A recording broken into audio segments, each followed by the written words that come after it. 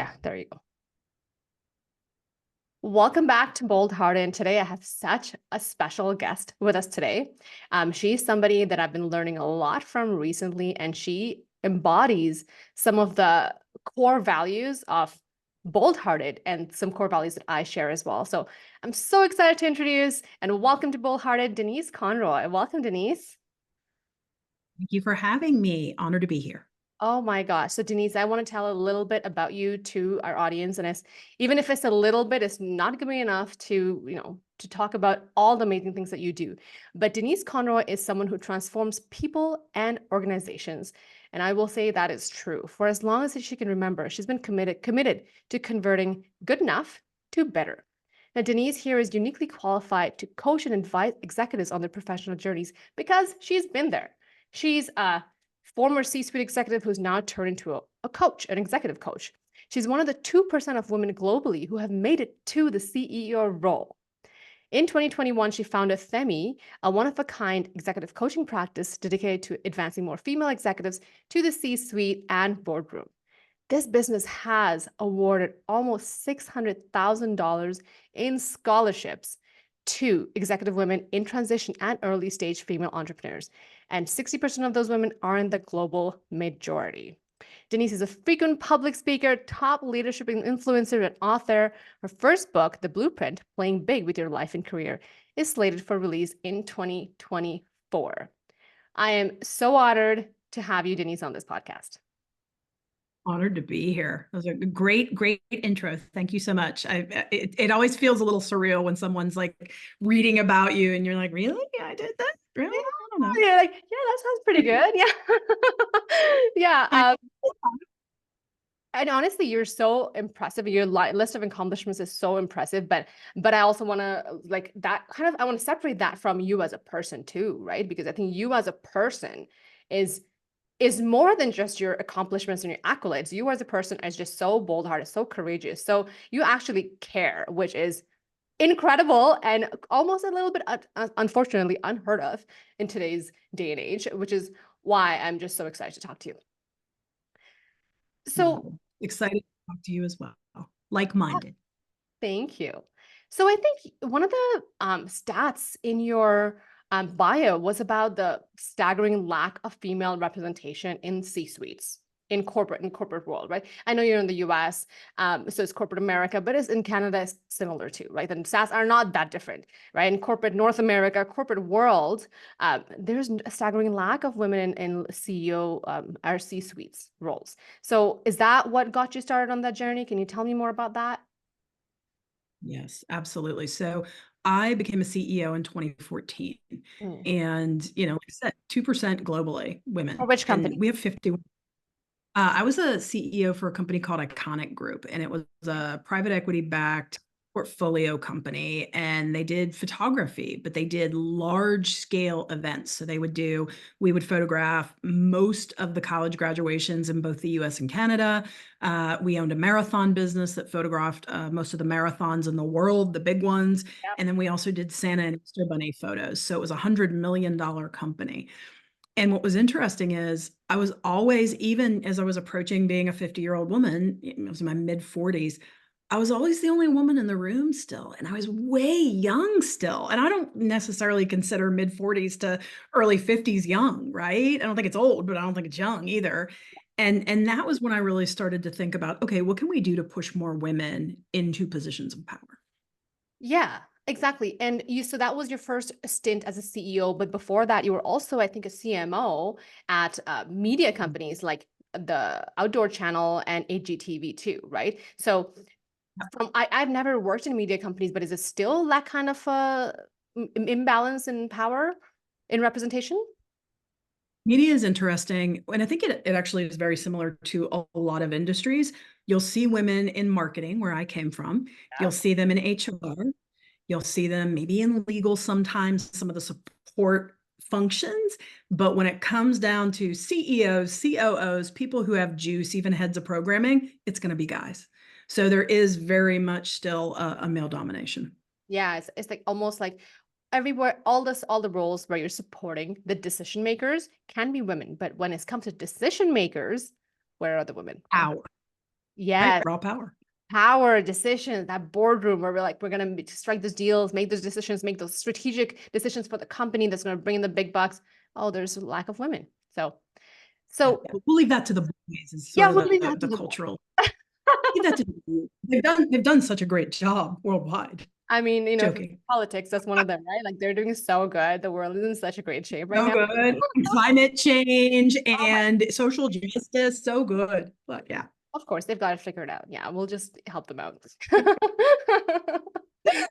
No hate to the men listening to this. I mean, we understand there's lots of wonderful men who are here to support us and be allies and look for an equal, diverse world as well. But currently, we are still following. We're trying to change what was, I think, instated decades and decades ago when only men were allowed to work. Right? Like I think it's the Industrial Revolution or something like that, right? Maybe or before that, when only men were allowed to work and women were kind of like homemakers, or when the men went to war. I think that's when it all happened, right? And then it hasn't changed, but like the world is completely different now.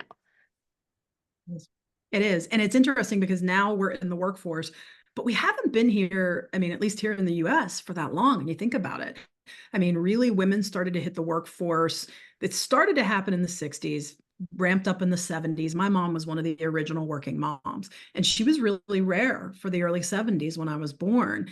And it was weird because in my family, my dad had been in the Vietnam War and he came back, wanted to go to college on the GI Bill. My mom already had a college degree. She was a graphic artist. So she was the breadwinner for like the first 8 or 9 years of my life because my father was going to school, then he went to grad school. So I had a really Then, backwards family. yeah, so Yeah, that was unheard of. So that's amazing. Yeah.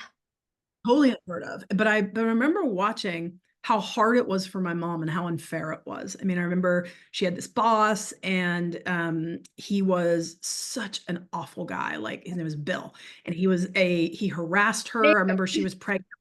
I know, hate Bill, who literally became like a commissioner of the town. He ended up like running for office. And I wanted to be like, he's such a horrible person. But he harassed my mother nonstop until finally got her fired. But he was just a really bad guy. And he didn't love the idea that my mom was a mom. And he never wanted to give her, she couldn't pick her kids up, or she couldn't pick them up when they were sick.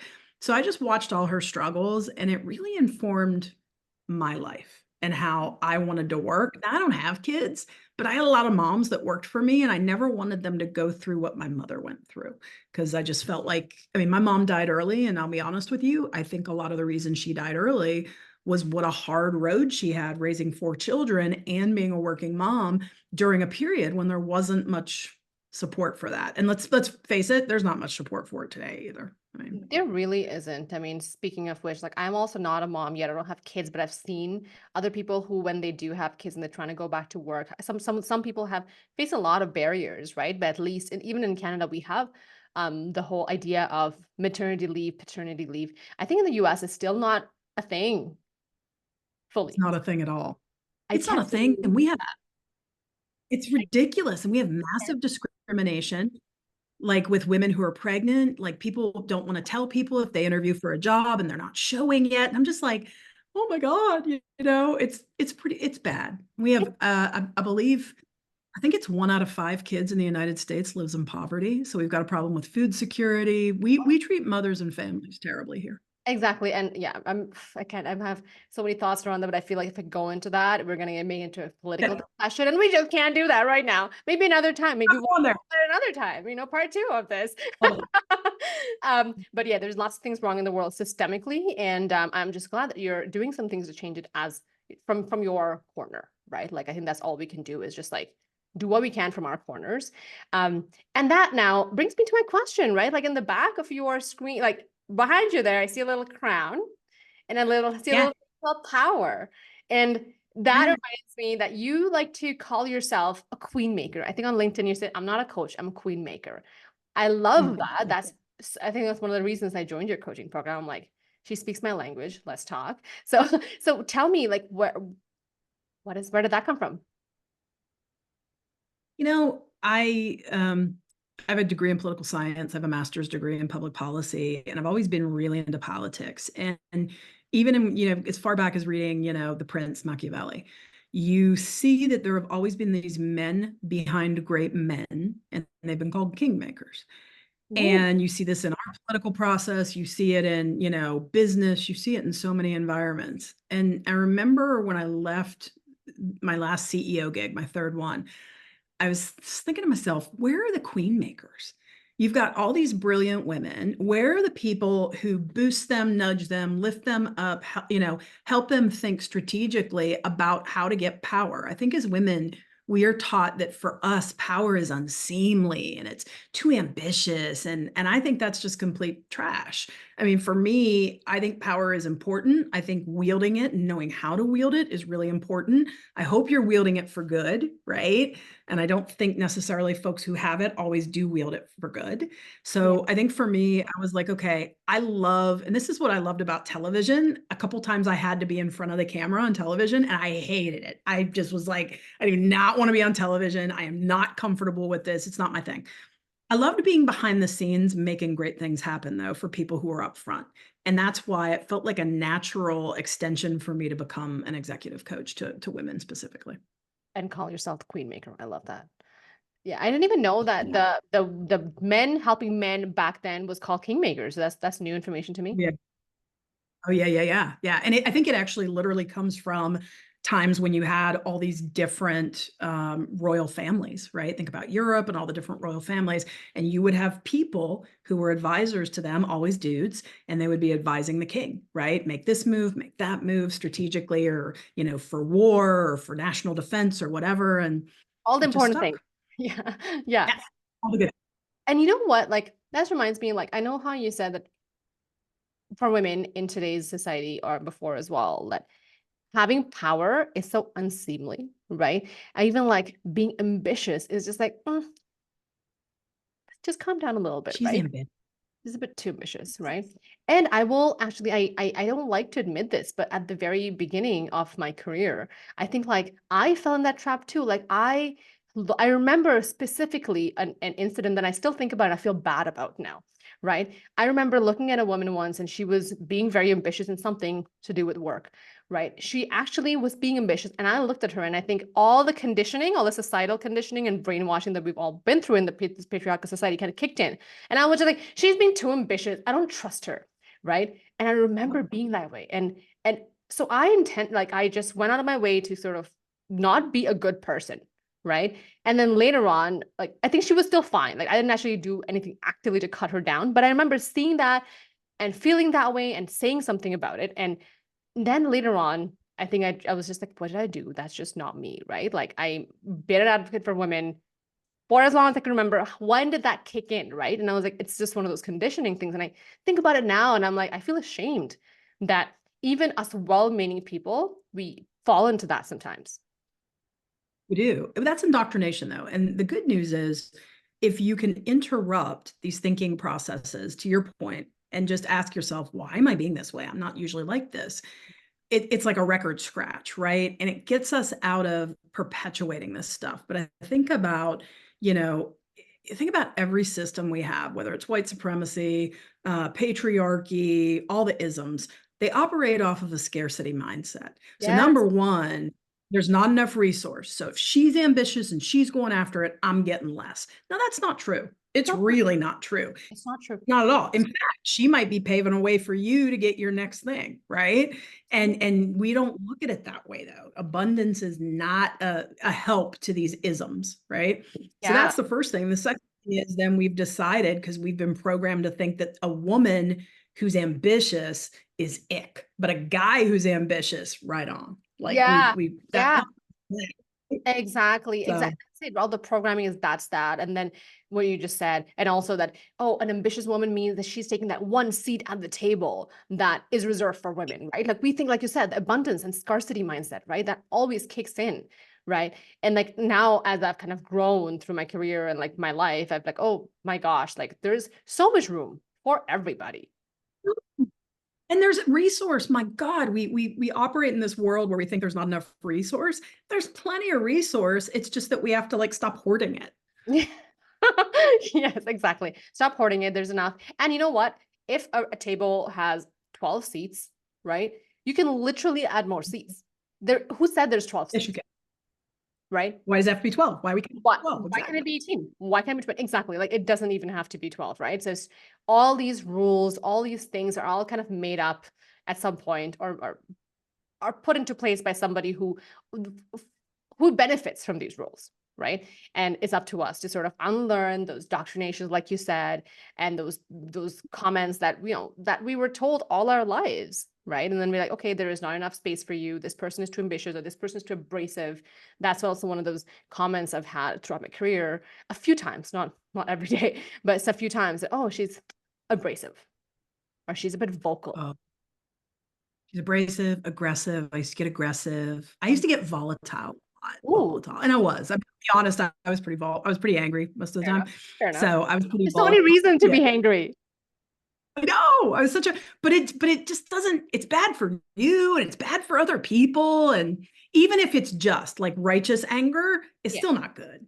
No, no, it's not good. It's not good. But I think, but you know what? There's men that who are angry too. There's all kinds of volatile people in the world. I mean, the world is, there's wars going on every day because some person got angry at some point, and now we're in this situation. Everybody's feeling it because some guy was out for revenge, right? So exactly. But anyway, we digress. Back to politics. We really got to get my mind out of there now. But yeah, like I think we get comments like aggressive, abrasive, volatile, like vocal, right? Like it's also almost like also another thing in the corporate world is like don't say too much. Like if you have to say things, make sure you're following these exact 3 lines that you're supposed to say. Anything else Yes. above that, beyond that, outside that, you're vocal, and then you're a liability, or then they can't figure you out. Well, they want, and it becomes even harder, you know this, right? If you are not, I'm a white woman, Yeah. so I have more latitude. It's not fair, but I do. And so I have to be really cautious when I'm advising my clients because, you know, these systems have created tiny little boxes. So you get to be the woman who goes in your specific box. So I think your issue is going to be because I have a lot of clients who are, have ancestry and ethnicity from your part of the world, right? Where your ancestors are from. And people take one look at you, which is very deceiving, right? Looks can be deceiving. And Absolutely. they presume you're going to be very meek and subservient. And then when you come Smile. on like yes. When you come on like a tiger, because you probably have expertise and you know what you're talking about, they're like, where is this coming from? Same with my clients who are Black women. Black women get the, oh God, she's difficult and angry, right? Oh, And yeah. it's not what it is. It's just the box that everybody's created That's so for true. different.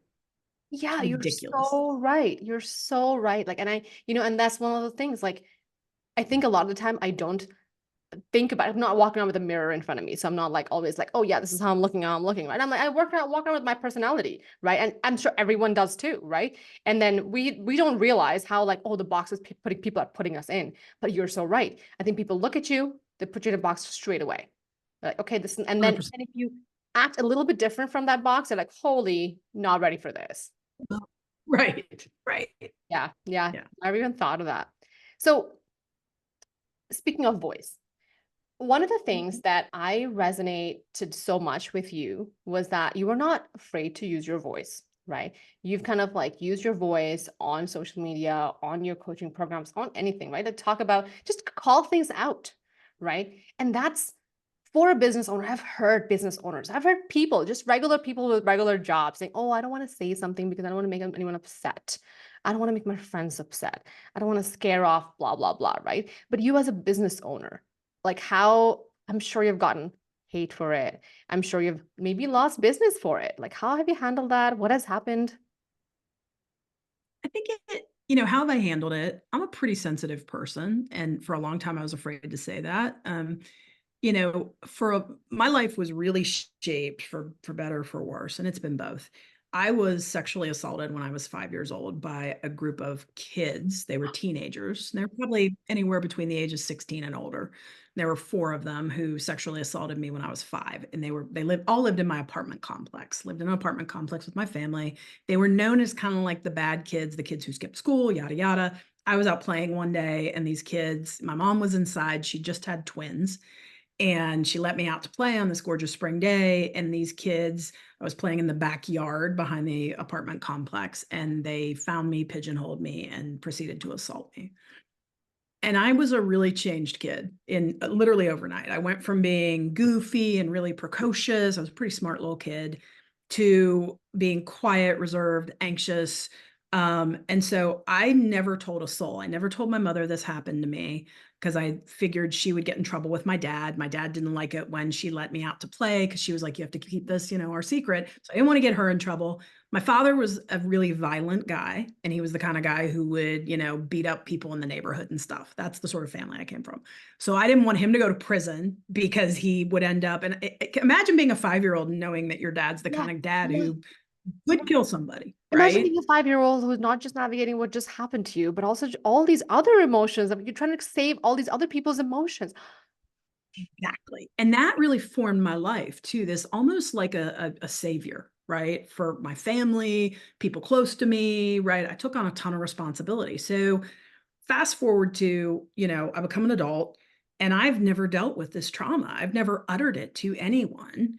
And it wasn't until I went to HGTV, I worked there for 3 years, and I was about probably a year in, and I was being bullied and harassed so viciously. I had never been bullied before, let alone at work. And there were these 5 women. The ringleader was the head of HR. She was at my level. She was a senior vice president.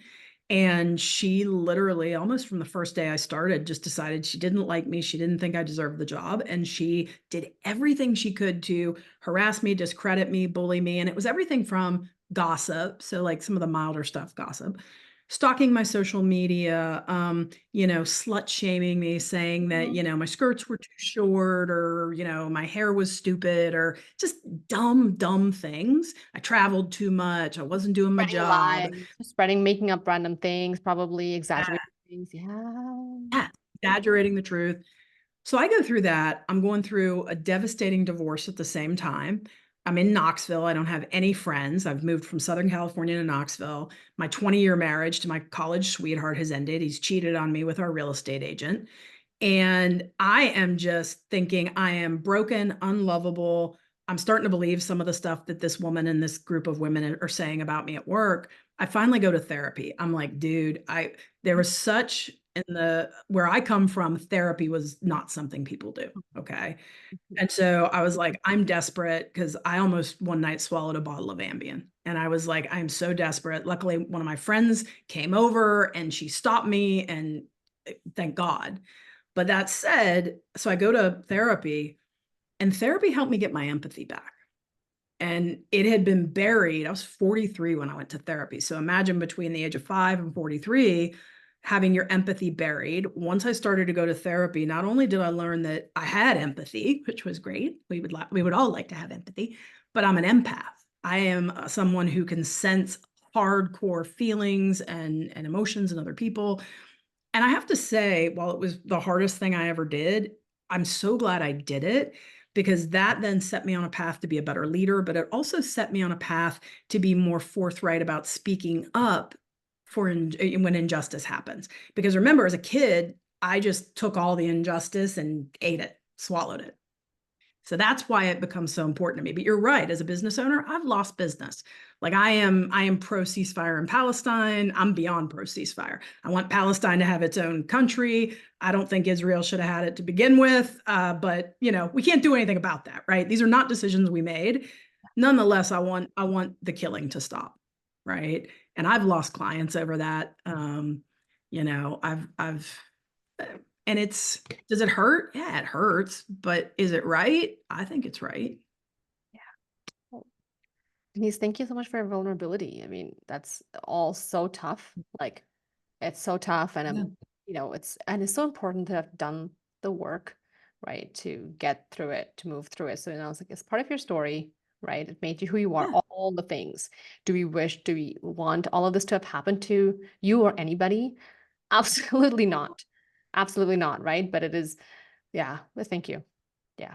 Yeah, no, I appreciate you listening. And I always tell the story because I do think the really cool thing about humans is we can change, Yeah, right? We can grow, we can change. I mean, we are designed to evolve. we are. So Yeah. we are designed. And we're that's designed to evolve. And I think the best part about humans is that we can not just change, but we can learn, and then we can change to how we think we want to be in the world, which is you're like, I want to speak up. I want to speak up out against injustice, right? Because now you can make a bigger impact. You're not just a leader driving results for a business, right? Like that's one thing, but now you're helping people in so many different, like women especially, right? Get to where they want to go. You are speaking out against injustice. And yeah, like, if you lost business, you said yes, but it happens. So one of the other podcast episodes that just did right just before this, not today, a few weeks ago, was with another business owner here in Canada, and she actually said she's also an ally, right? She's an ally, and she also speaks out, right? And she said that both the co-founders, they say that like allyship should cost you something, Absolutely. like It should, though. I yeah, think it should. Think about all the people that you're yes. hopefully good allies for and all the cost. Think about their cost, and all the things they've sacrificed in a system that's not just. Exactly. Like, for the people that you're allies for, they've been suffering throughout their years, right? So what is it that you're going to giving up one thing to be an ally? Correct. And I remind myself of that when I'm especially feeling hurt, or you know what I mean? I have to remind myself and say, okay, you're good. Yeah. So let's talk about the people that we are allies to, you are allies to, and all of us, we want to be allies to. So that's like, that falls into intersectionality, right? Like we want, like, you can't just be like, I support women. It has to be intersectional, right? Like women of color, women of this, LGBTQ, whatever, people who are basically not given the golden spoon when they're born, right? All kinds of people like that. Um, and so you said you've been on a journey to like an anti-racism journey, right? What got you started on that? Tell me a bit about that, because I think that is so brave. I always thought, so I grew up in a really progressive family, amazingly. Okay. I grew up in West Virginia, and we were some of the few progressives that were in my neck of the woods growing up. And I always thought we were really progressive. And then as I've gotten older, I think even progressive people aren't really that progressive, is what I learned. I I learned that, know. I you think know, so. Because if you tell them right, the word, like, especially like if you tell love everybody, but the white people, yeah, right? A lot of white people that like, oh, if you say the word racism to them, it makes them visibly uncomfortable. They're like, right? Like, and absolutely. I'm not saying, yeah, I'm like, oh, I'm like, and I'm not even when I mention, I'm not even saying, oh, you're a racist. Like, of course I'm not saying that, right? But just saying the word racism, they just feel immediately they get uncomfortable. And when you're in that state of uncomfortable, you sometimes just shove it away. And if you do, you don't get to Yeah, grow. But you didn't shove it yeah. away. I think there were times I did. I think for a long time I felt like because I grew up poor that I could relate to people who had experienced racism and other things, which is stupid. Like, and I own that now, but I think I was ignorant enough. Ignorant is a good word to have believed that. And I'm an educated woman, for God's sake, which has nothing to do with it. Like book learning is not just it, right?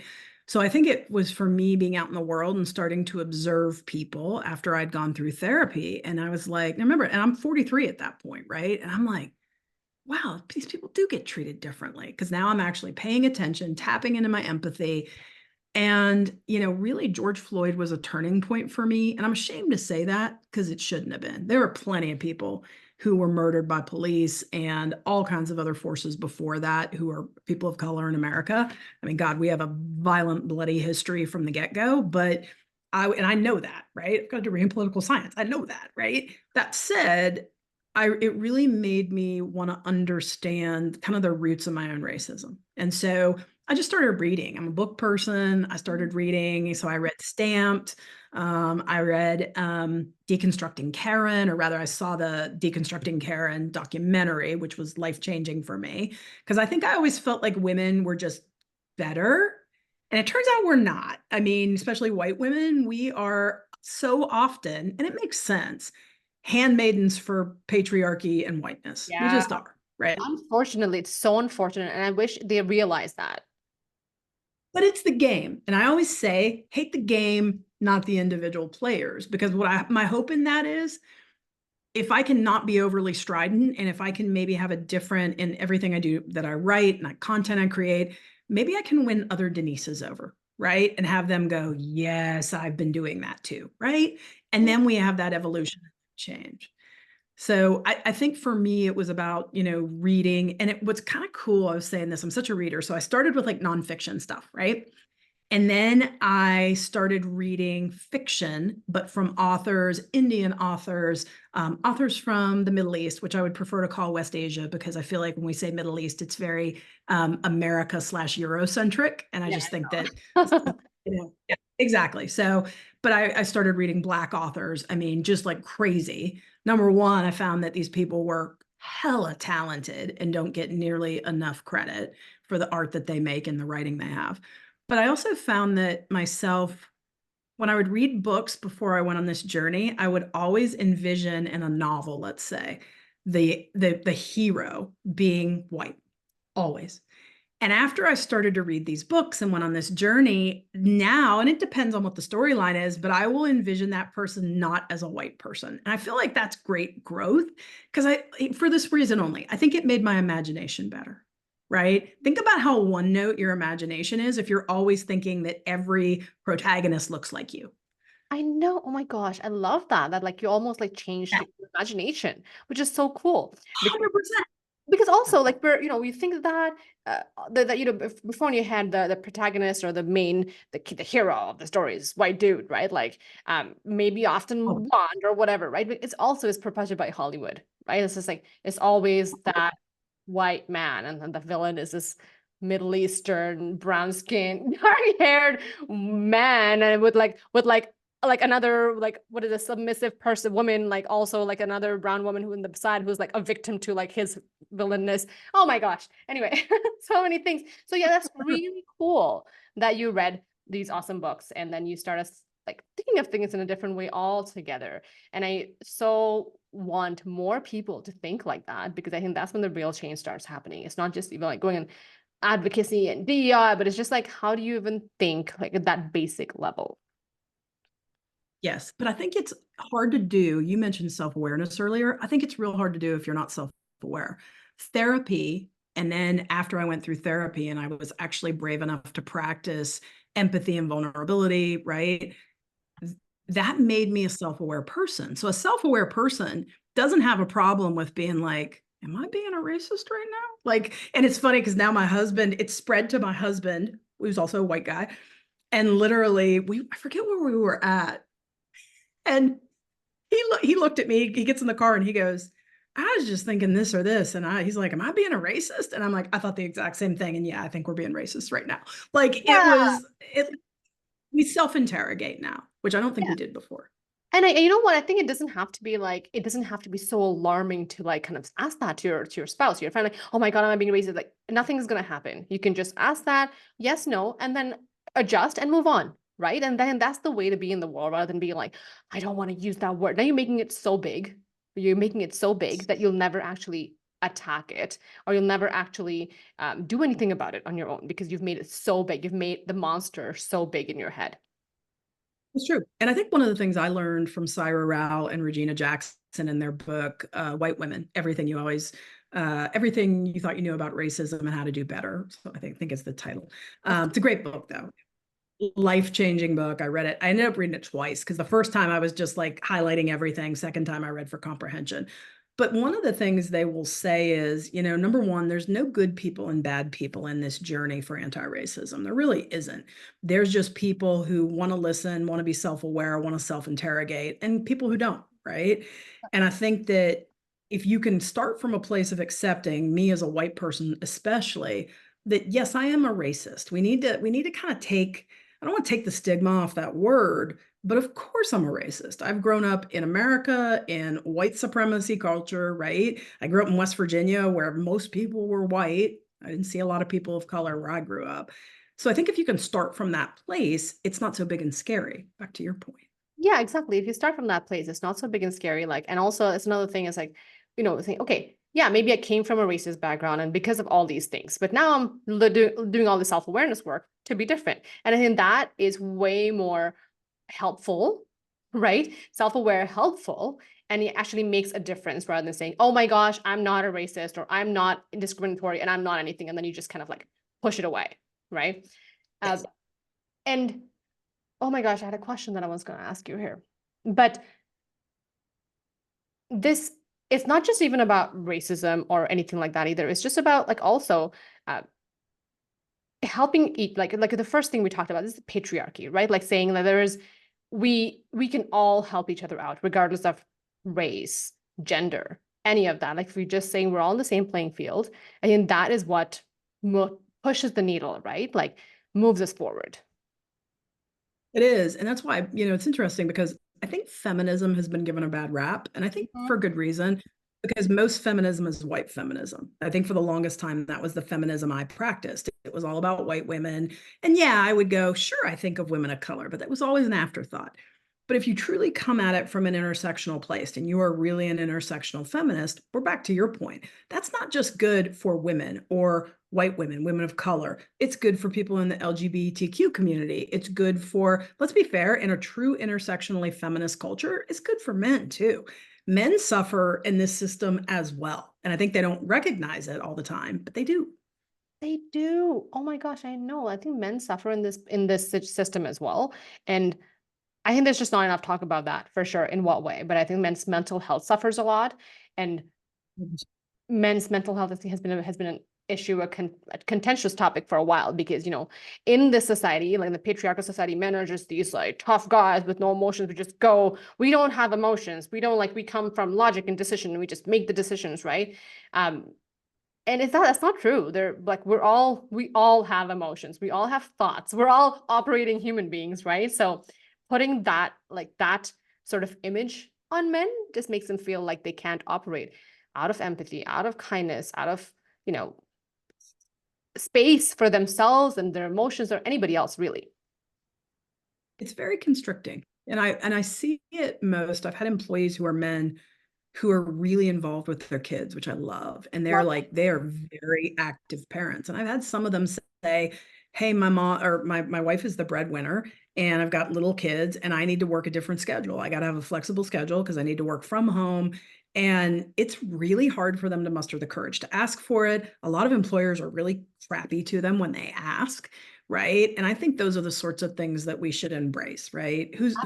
Who's the main parent here, right? Like I don't care who it is, but I think we need to make some accommodations for parents 100%. generally. It's his kid too. It's not just her kid and he's just like a visiting guy, right? Like it's 100 should be 50-50 in the ideal world. Like he should be as involved and that means taking time off. Yes, you go ahead. If you want to come into work at 9:30 every day and work a bit later because you have to drop your kid off at daycare, all for that. All for it. Me too. So, Denise, now let's like slowly start wrapping up this amazing conversation. Like, oh my gosh, like talking about such like very bold topics, it lights me up. And people I think who know me know that really well because sometimes it makes people uncomfortable. Like, I don't want to talk about this stuff I had, but why not? This is so fun. So thank you for entertaining me, like entertaining my mm, I think intellectual curiosities. But so the topic of this, the name of this podcast is Bold Hearted, right? And what does bold hearted mean to you? It means exactly, I think I referenced this earlier. Bold-hearted to me is allowing yourself to be vulnerable. Because remember, in my life, and I see this in a lot of other people who've suffered trauma, and let's face it, a lot of people have suffered trauma at some point in their life. We hide our humanity, we hide our empathy, we aren't vulnerable. And I think that we would have a much better world if we would just sometimes be vulnerable and say, man, I'm like, I'm struggling right now. Let's say you're not hitting it on at work like you usually do. And it would just be so nice to be able to say, yeah, I'm sorry, I'm depressed, I'm struggling, or something else is going on, right? For me, bold-hearted is showing your vulnerability, I which love that. is hard to do. Very hard to do, Really. very courageous, very brave to be able to be like, you know what, I'm struggling. Saying that I'm requires struggling. so much, so much. Yes. Agree with that. And what advice would you have for people who want to also be brave, courageous, vulnerable, and speak their truth? I think it's two things that I find really profound. I think number one, you have to fall in love with yourself, which sounds weird and narcissistic, and I don't mean it like that. but you have to, we are probably usually our biggest critics. We have that voice in our head, that criticizes, that's negative, that thwarts us. So I think you have to go through a period where you almost deconstruct yourself and build yourself back up so you can fall in love with the stuff about you that just is, right? Good, bad, ugly, whatever, acceptance. The other thing is, I saw this Tolstoy quote the other day, which said, people talk about changing the world, but nobody ever talks about changing themselves. And I was like, oof, like, wow. And I do believe when we think about what's the antidote, right? The cure for all the societal ills we've talked about, the isms, right? I Mm. do think it starts with radical change here, Yeah. because then you can have boldness and that voice because you have great certainty and comfort in your own skin. Yeah. So true. So many things you said were just so beautiful and so insightful and just amazing. So thank you so much, Denise, for coming and sharing your thoughts and inspiring the listeners and myself. Like I feel so inspired now. Like I know that like I've always felt like, oh, I did aspire to be a bold-hearted person, but this like you are I think the living, breathing example of that. So thank you. Thank you for sharing your thoughts with us. Thank you for having me. Takes one to know one.